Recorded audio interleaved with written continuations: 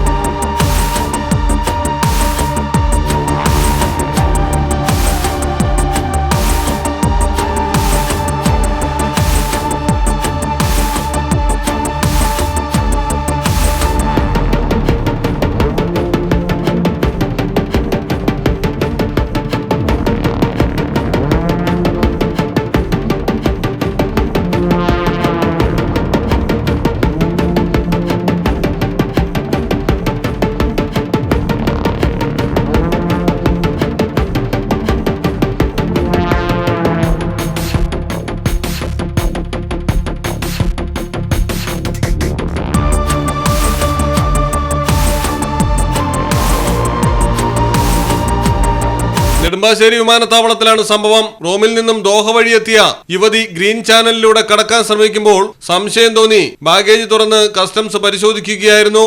ബാഗേജിലുണ്ടായിരുന്ന ക്രീമിന്റെ പാക്കറ്റുകൾ പൊട്ടിച്ചു നോക്കിയപ്പോഴാണ് 640 ഗ്രാം വരുന്ന 4 സ്വർണ്ണവളകൾ ഒളിപ്പിച്ചിരുന്നതായി കണ്ടെത്തിയത്.